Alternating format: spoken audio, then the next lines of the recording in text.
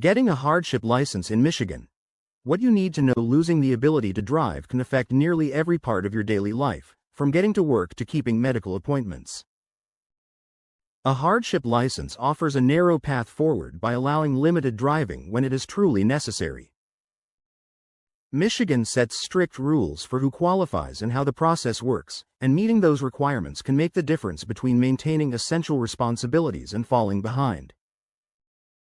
Michigan treats a hardship license as a restricted privilege rather than a full return to the road. It exists for people who can prove an urgent need to drive after a suspension. The law allows driving only for purposes such as employment, school, medical appointments, or other obligations the court approves. These privileges come with limits on hours, destinations, and routes, and violating them can lead to losing the license and facing additional penalties. Under Michigan's implied consent statute, you may petition the circuit court for restricted driving privileges if your license was suspended for refusing a chemical test. The law also blocks eligibility in specific circumstances, such as a prior refusal within 7 years or accumulating more than 24 points in the 2 years before suspension. The court requires you to swear that no reliable transportation alternatives are available. A hardship license cannot be used to drive a commercial motor vehicle or transport hazardous materials when the suspension involves commercial activity. Getting one involves filing a petition in the circuit court where you live or where the suspension occurred. The judge, not the Secretary of State, decides whether to grant the restricted license.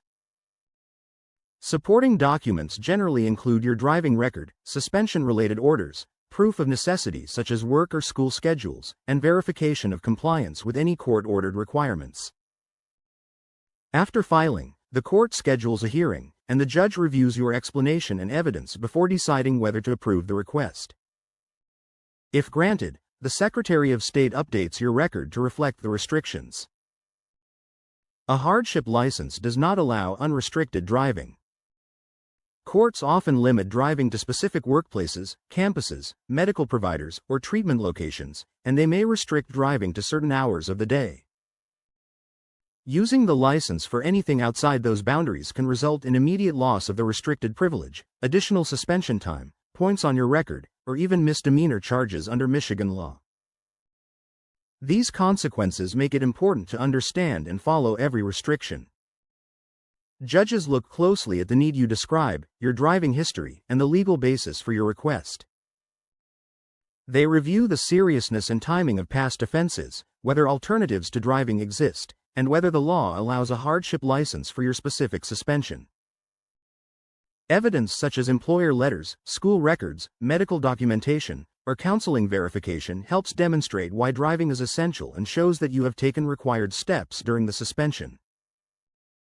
Clear testimony also helps the court understand how limited driving privileges would support your responsibilities.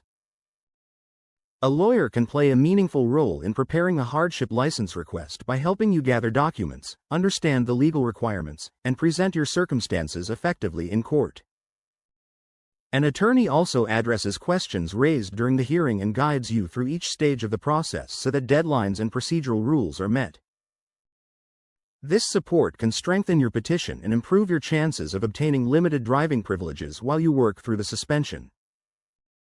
A lawyer ensures the focus stays on demonstrating genuine need and compliance with Michigan law. If your daily life has been disrupted by a suspension, taking steps toward a hardship license can offer stability while you meet your obligations.